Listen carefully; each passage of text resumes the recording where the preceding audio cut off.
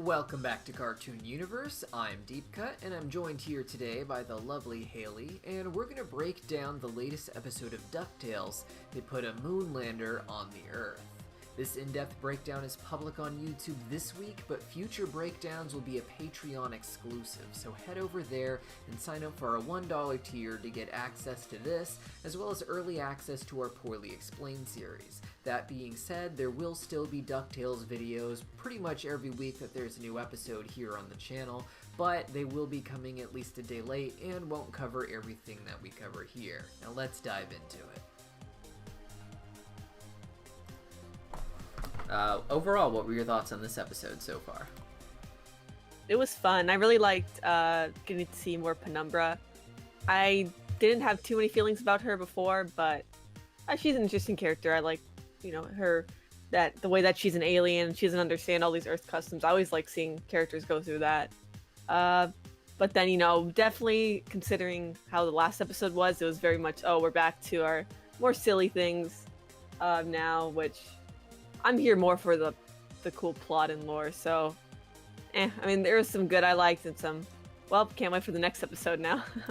Yeah, so I wasn't expecting anything too serious after last week. They kind of have this habit of like, here's a serious episode, and then let's avoid anything serious for a while. But I did like that they're at least focusing on, expanding their world and their characters with these silly episodes as of late. It doesn't feel like just random tacked on, it's not just the ducks going on an adventure to some ancient mermaid palace that has nothing to do with anything. We were taking a character that we focused on, we're expanding on her story and her character. It's a way to be nuanced without being deep, though not as nuanced as I would have liked. So yeah, the episode just opens with Webby wanting to go on an adventure, which I guess is meant to showcase, her character arc. It seemed a little out of place after like last week's episode being like a crazy Webby adventure already. But I think the whole point was to show that she's grown beyond living in this mansion, being stuck in this mansion all day, which was, her life before the boys came in. Yeah, she mentions that, right? Like, she's like, she used to, like, she had this whole speech, right? Yeah, later in the episode, that's how she kind of relates to Penumbra later in the episode when she's trying to convince her not to give up on trying Earth stuff. She talks about how she was locked in the mansion for most of her life, which was kind of the premise of her character early on, was she was kind of this spaz who was extremely well trained but had no idea how to use it in a real world situation. And here we see she's just grown beyond the point where she can't just even watch TV or even, hang around in the air ducts of her own home anymore. She needs some sort of outside fun. And then while just as soon as she steps outside, she sees Penumbra is, working on building the ship, rebuilding the ship, which my thing is like, why isn't Scrooge just doing this for her? Like, he doesn't want her? He doesn't care, I guess? It just seems so weird that he would, like, allow this on his property and not just be like, hey, I have, infinite money and have, like, we've built dozens and dozens of these ships before when we wanted to look for Della, so why don't I do you this favor and just build, like, one ship to get you back home, since you were kind of, like, instrumental in her getting back home and toppling over the evil alien patriarchy or whatever. Yeah, I guess they wanted her to, like, take some time, perhaps, to, like, so because she has to build a ship, that would give Webby opportunity, and not instead of her just being like, bye, I got a ship. I guess they want to do that. That's a great point. Yeah, in terms of the show, obviously they can't just give her a ship, otherwise she'd go back to the moon, but in terms of, like, internal logic, it's like, dude, you guys are jerks, like, you couldn't even just, like, give her new parts or anything like that? Like, right? Has she not earned anything? Like, Jesus, guys.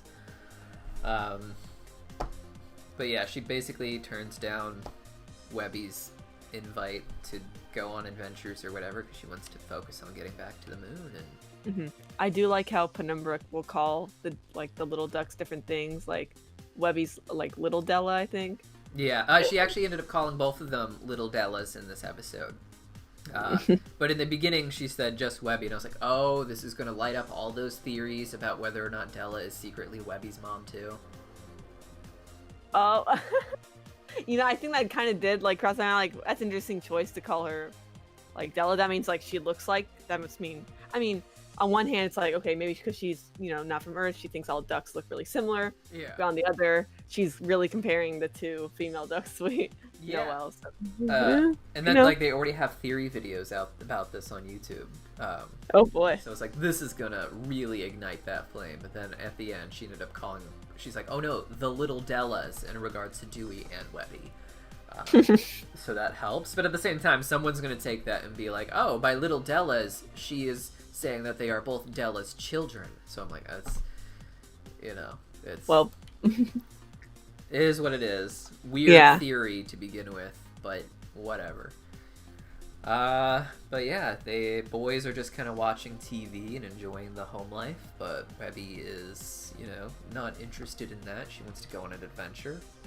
And they end up getting that with Glom building a terrible Ferris wheel that already failed once, and him not learning from his mistakes because he is the worst character. So they all decide to go to the pier so that Dewey can traumatize himself on a broken Ferris wheel to try and gain fame, and Penumbra and Webby can explore Earth adventures. Yeah. Which is such a weird plotline for Dewey. That he, why you think a different character should have it, or what? I feel like that's more of a Louis thing, because Louis is just kind of like, get rich by any means necessary. Mm-hmm. Like, that's his, like, money and fame is kind of his goal, whereas, like, Dewey is the adventurer, which I guess this is an adventure, but it's like, the end goal is just fame, as opposed to, like, being awesome. So, I don't know. If they were going to do it with anyone, it should have been Louis, I think. But... yeah, we did see him, right? We saw him. He wasn't really, like, a big part, but we just saw him at least, right? Yeah, he was just on the couch watching the Ottoman show. Weird choice. But even for Louis, it's just, like, such a weird subplot, Yeah, I don't know how they come up with these things. I feel like when they're not doing a serious or character expanding episode, it has to be, like, drawing random ideas out of a hat. Like, they'll just, like, whatever's in the news, and like, any word they can think of. Ferris wheel, put that in the hat. Well, I think, they wanted something to do with, because they wanted to get Webby to get with Penumbra to do fun stuff, and they're like, okay, fun stuff up here, that's where you can do fun stuff. Okay, what else can one of the boys do? It is much easier to just say, hey, let's go to the pier, than it is to be like, oh wow, Glomgold is building a Ferris wheel that years ago broke down and got someone media attention, and I want media attention, so we're gonna go there and hope that it still doesn't work.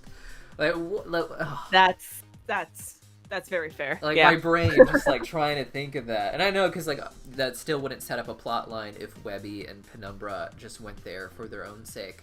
And obviously it doesn't give them, something to save the kids at in the end, but I feel like there were simpler steps to get to that end game than the ones that were taken. And maybe that's okay, because that's kind of the show. Honestly, but yeah, I think it was the weaker part of the episode. I didn't care for that much. I kind of tune out when Glomgold starts talking, so... yeah, I don't blame you there. Least important character. But they end up going, and that was all, that was all before the opening theme. Yeah. Then there's that date. Launchpad McQuack finally goes on a date with Penumbra, and she's just super not into it, which is a shame because, as I said right before we started recording, I have decided that I am officially in love with Launchpad McQuack. Putting it out there for the world, making that official statement. And Penumbra doesn't know what she's missing. Okay. Thank you for taking that seriously. I don't know. Yeah, I said this too. I was kind of iffy about him before. I thought he was kind of on the verge of being the annoying, useless character that, always put them in danger, even if it wasn't on purpose. He's just like, not very smart, and he's just kind of, the guy that will get him in trouble a lot, even if he doesn't mean to. But I think this time he was really sweet and trying his best and trying not to get in the way. to make her mad, to get Penumbra mad anymore, because he could understand that she didn't want, him to be there or something like that. So it was cute. Yeah, it was. Excuse me, yawning still. It was good that they followed up on that, because in the season 2 finale, he kind of, they set up that he was interested in her. Kind of weird that they set it up just for her to immediately be like, no. But perhaps, future episodes, they'll be addressing this and maybe going on a date or having him do some follow-up about realizing that he can't just, get what he wants or what have you. Because I guess we'll get to this later, but Penumbra might be lesbian? I mean, is that like, you just think because she turned one guy down, or? Well, no, she said, I am not interested in dating right. Earth males. And when she does it, she, like, looks around, like, males. Like, it was very... Yeah, that's fair. Yeah, no, I wasn't implying just because you don't like Launchpad McQuack. I mean, it's a good basis for assuming homosexuality if you're a woman who is not interested in Launchpad McQuack. But no, I would not have, made that claim without her specifically saying males. I don't know. That makes sense. Yeah, that makes sense, actually. Maybe she's got eyes for Della at this point. Maybe their whole thing was tsundere. Is that how I just saw some fan art for that ship, so it could happen. Who knows? Anything can happen. It's DuckTales 2017. Who knows what we're in for? Yep. But yeah, so she ends up caving and deciding to have some Earth fun to prove to her, moon friends that she is also capable of Earth fun. And it's totally weird how they're like, I got the screenshot pulled up, they're wearing like weird 90s exercise clothes. Yeah, I mean, it's an interesting look. I kind of thought it was cool, but I mean, kind of funny because they're trying to be Earthlings, but they're in the wrong like they're dressed in the wrong decade. So yeah, I don't know what that was about. They assimilated. Even their dog has like those weird, like, I don't know, are they leg warmers? Oh, he does. Yeah. 90s were weird, but yeah.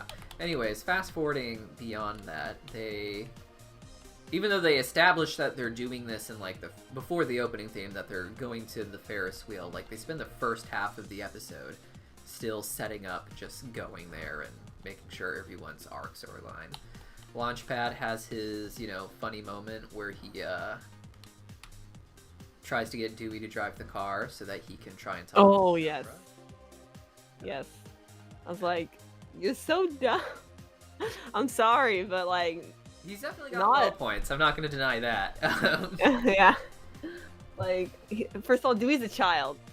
Right? I mean, I guess, I don't know, they probably have flown something or whatever before, but, did seem like Dewey was just ready to grab the wheel. And then second, taking your eyes off the road like that. Yeah. Not good. Cartoon logic can only go so far there, but Penumbra saves the day, which is weird because her whole arc is realizing that she can save the day on Earth, and that would make her happy. And she already does that before they even get to the Ferris wheel, and she acts like it's a sad thing. Like it's an annoyance that she had to save the day. Oh, interesting. Which is weird, because, like, I don't know, mixed messages for sure. Yeah, so I guess they just really want to keep all these characters on Earth and not dead or whatever, like with Lena. Yeah, see, that would have been, I think, I don't know, we'll get to that later, because I made a point about that earlier, but that's, once we get to the end, I can... But yeah, we see Glom is refusing to do anything respectable in terms of his Ferris wheel. Penumbra doesn't understand how street performers work and throws one of them into the ocean. I like to think he drowned. But he is a duck, and ducks can swim, right? So. Yeah, but they also can fly in real life, so... Good point. Yeah. Which brings us to another point. While doing this, we meet real ducks. Right? Best part. That was... And it's like, the kids are like totally nonchalant about it, but Penumbra's just like, like her mind is being blown, and it's... Yeah, I think this was the perfect way to do it, like some outsider being like, what the heck? Yeah. It was, that's pretty interesting. not plot relevant, though I'd love to see them address this more. Earlier in the episode, the moon aliens had a pet dog, so I mean, and we know that pet dogs exist in the, you know, Disney cinematic universe because Pluto exists alongside Goofy. Yes. So we shouldn't be too surprised, and yet I still am. Some ducks just did not evolve into these humanoid ducks. I guess it's like us with apes or chimpanzees, you know? They're like... Yeah, kind of, sort of. You know, not quite... I mean, I guess, really, if you think about it, they have way less in common with those ducks than we do with... True, yeah. Apes. So that's Good. Interesting. What I find really interesting is there's a moment where Penumbra is looking through those like binoculars on the pier, and she looks up to the moon, and she gets upset again. And I know the moon is supposed to be a symbol for the fact that she was important there and could save people, but it also just gives this impression after her not being happy with saving the kids earlier in the episode that she really does just miss the moon, and everyone is acting like that's such a weird or bad thing, and I don't really understand that. Right? That's her home. She grew up there. You know, it's like if you're from a different country and, you know, you were taken to a different place, you know, as a kid maybe, and maybe you want to go back to your home country. Nobody's gonna be like, what the heck is wrong with you? Yeah, but here they're acting like it's like she's just not giving it a chance. And it's not, like, that's the thing with like a country, that's one thing. This is another freaking planet. Totally different. Which, like, 100% different. Granted, we don't really know much about the moon society and culture. It seemed very bland and boring. They seem to have virtually nothing to do there other than wear regal-looking clothing and communicate. Like, yeah. Against moon scorpions. At the end of the day, I just feel like they could have done something a bit more nuanced than just, you know, like, hey, Earth is great. Love the Earth. It's like, imagine if someone from, like, the Middle East came to America and they were like, no, don't go back there to your culture and your people. Eat hamburgers. You know? That's kind of what it feels like here. Especially when we get to a scene where Penumbra eats an entire diner full of hamburgers. You know? That was a really weird... I don't know. I guess, like, at the time, it just seemed like they were going to end the episode on this note of, like, oh, I found this one thing I like about this place. Food. But then, the ice cream happens. And she gets a brain freeze, and that's, you know, violence towards her. And then, finally, the Ferris wheel breaks down with Dewey and Webby inside of it, which was really kind of, I don't know, weird how they ended up there. That's kind of what I meant earlier, is like, it seems really forced that this is what she needs to save them from. That's true. It's like, of course it's gonna break down with them in it. You know, Glomgold he made it, and the health inspector is not, or the safety inspector is not supposed to come, but, you know, that other alien calls him to come, so... I mean, even just the fact that they ended up going in there at that precise moment for, like, the weirdly contrived reasons of... I don't even remember. They were just, like, running from Penumbra or something? Or trying to save her from getting arrested. That's right. So they're like, oh, let's just go into this Ferris. I don't know. With Fowl being the overarching villain of this season, I don't know why they couldn't have just had Fowl create some plot on the pier at the same time. So that subplot would be a little bit more relevant. And Penumbra would be an ally in their fight against Fowl. I don't know. It seemed like really basic math right there. Yeah, I'm not sure. Maybe they want to be silly this episode. I don't know.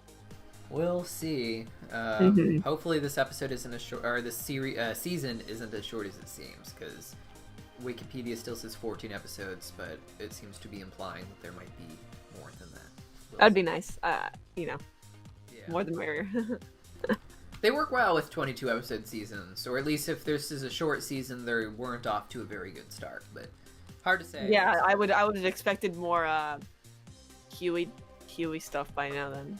Yeah, I'm still, even if it's a full season, I'm starting to think, like, is this really going to be a Huey season, or was it... Right? It doesn't feel like it. I feel like compared to the other two. He doesn't even have, like, an established journey so far. Like, Louie in the beginning, they're like, hey, your season's going to be all about whether or not you can be a good businessman. Like, that was pretty clearly established. But in Huey's episode, it was like, oh, I'm going to accept that this hummingbird is a better Boy Scout than me. And then he did. And it's like, okay, was that your season arc right there? Like, there it is. There it is. Yeah, we'll have to see. I was hoping for more for him by now, so I don't know. Yeah. But then Penumbra has this pretty cool action sequence where she goes in and saves the kids and like jumps in front of the moon. Very anime opening vibes right there. And then she pulls the kids out and she vocalizes her arc, which is my least favorite thing in any medium ever. And DuckTales is perhaps the worst for it. And you can't get too mad because it's a kid's show, but when a character just like is practically looking at the camera, which she is, because in the shot she's looking at the kids, but we see her from the kids' perspective. So she's practically looking at the camera and just explaining that I like Earth now because I can save people on Earth and screw the moon. That place sucks. Like, ugh.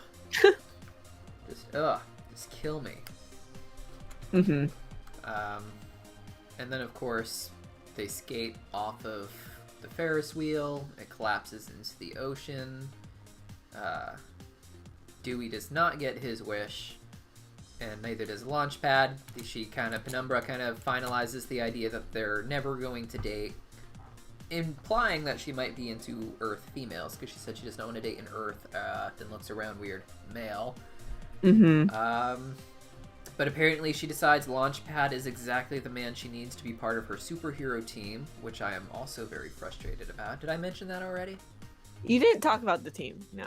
Okay, so they, at the end, it's made that they're like this superhero duo, which kind of makes sense to give Launchpad something new to do, with Della kind of being the new pilot and the more useful pilot for our little ducky boys.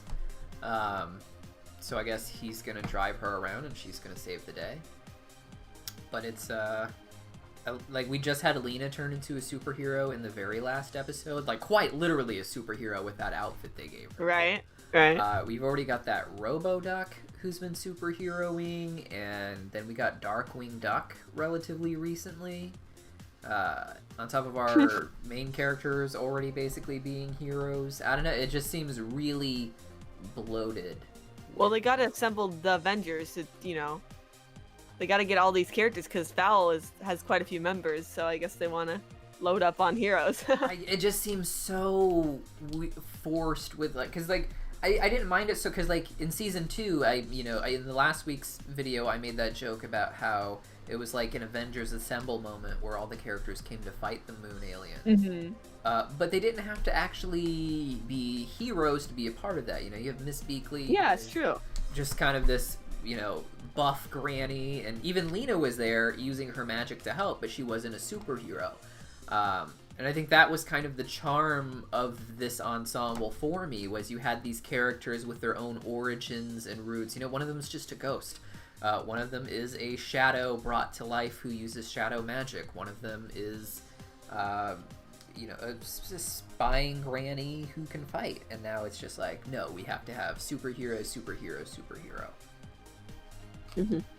I don't know. Seems like a missed opportunity to just have a fleshed out world as opposed to superheroes. Yeah, that makes sense. I see where you're coming from.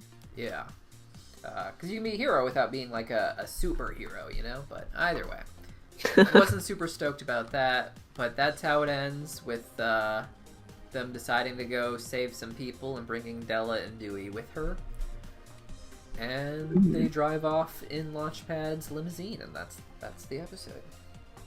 Woo! You mentioned, or you wrote Glom should be arrested. Was he? He wasn't? No, like, what happened? He was given a stack of fines. Oh. And a thank you letter from the pig boy, but he was not arrested, and I'm just... There comes a point where your character needs to be arrested. He can break out of prison and do other stuff later, but he should be arrested. For this, if not his other many, many crimes. But here we are, in a world where Glom doesn't get arrested. Very, very bleak look at what our future holds if they're doing commentary on society. That being said, on the more serious note for Penumbra, I really feel like they miss an opportunity to just say something nuanced in regards to her going back to the moon. Like, what's wrong with just going home? Yeah, maybe she could have went home, and maybe it wasn't as great as she remembered it, and she'd come back or something. I don't know. Oh, see, but that at least... would have been the best two-parter right there. Would be a follow-up episode later where she's alone on the moon, and she realizes that it was her people that made it home.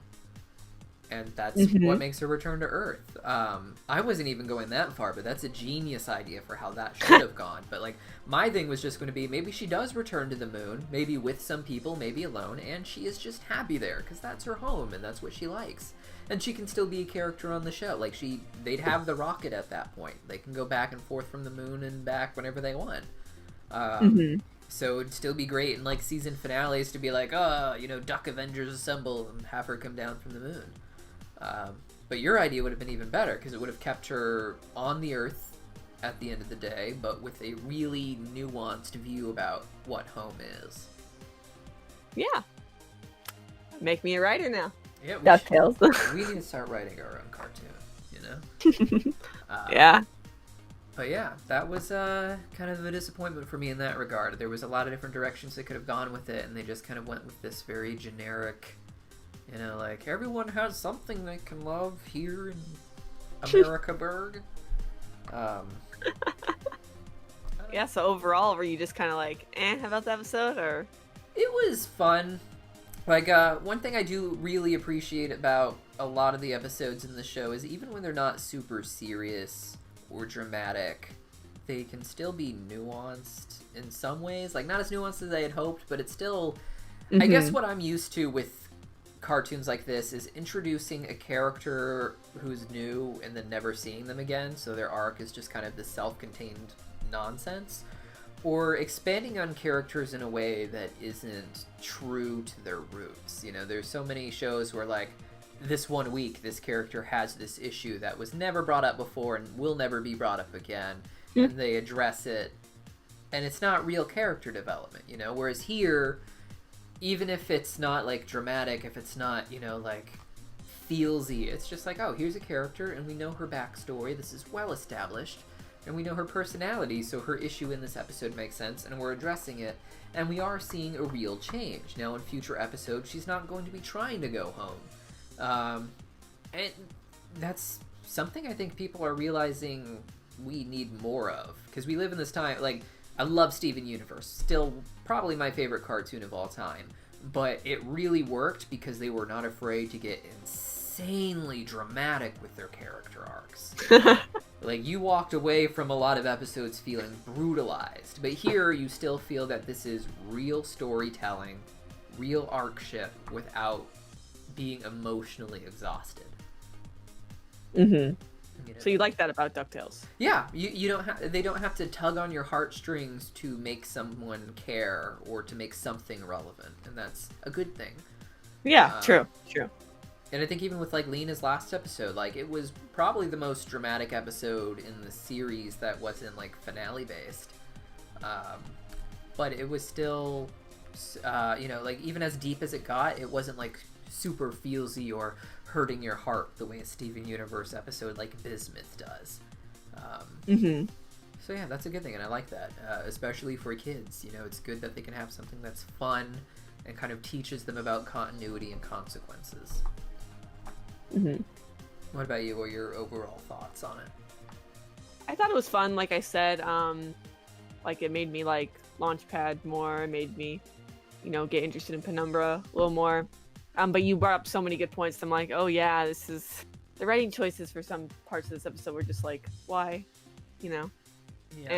It's definitely a weird balancing act they do between, like, serious overarching stories, now introducing, like, a magic system, but also the random, completely nonsensical side of things. So I do gotta say, like, it's very... it's almost become, like, the status quo now that you don't expect all three of the boys or Scrooge to be in any episode, like any one single episode anymore, or every episode, which is I don't know, I guess after Steven Universe I'm just impressed when a show can do that, because it was very much about Steven's perspective. That was very limiting, and that got me kind of mad at the show at points. So I don't know. This is nice. I honestly prefer the Steven format. I think there's a middle ground that they really should be trying to get. Like, having every episode need Steven in the Crystal Gems is rough. But I know, like, Adventure Time was getting to a point where they were talking about having a spin-off show that was just about side characters so that the main show could focus on Jake and Finn. I mean, yeah, because the finale was barely... I think, honestly, the finale was based more on other characters. If I remember, so... Jake and Finn were barely a part of that. Which is kind of weird, but yeah, definitely there does need to be some balance. Yeah, so I mean, like, I think at this point, especially since I understand that they're trying to make it that the three boys are each their own characters, it's really nice that they're trying to do that, but it's gotten to a point, like you said, like, I feel like they're very rarely going on adventures together at all, let alone being in episodes together. And when they are on adventures together, it's usually to write them out. Like in last episode, all three of them went to the goat dimension together with Surge, but it was just so that they wouldn't affect the actual plot. That's a good point, yeah. Yeah, I appreciate an ensemble show. I just don't think the right way to do it is to take a show that is about a core cast, especially a reboot that was about a core cast, and turning it into such a big ensemble. Fair point. Yeah, I guess it can get too much, like, if we don't ever see that, like like for the last two episodes, like literally. Yeah. Yeah. Especially, and this is our return, with Dewey. It's like, okay. Yeah, I even mentioned that in the first DuckTales video, the best and worst episode that I put up on the channel. It just really felt like it was, like it's just too many characters. It really is like the Avengers. Like now, anytime that there's a crossover movie, there's just too many, and it's exhausting. And you just want to focus on, like, here's a person and his journey and what matters to him. Because when you get an ensemble this big, it's kind of like... I think we learned with Game of Thrones that it's not a great idea to have such a big ensemble. Because it's hard to have a cohesive point. I'll take your word for that. Haven't seen that still and don't plan to. No one else would recommend it either, so... Yeah.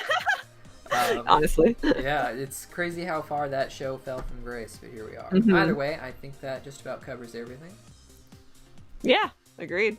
All right, well, I hope you guys enjoyed this talk. We'll be doing it again next week and every week as long as DuckTales exists and we exist and we feel like doing it. So, see you guys next week.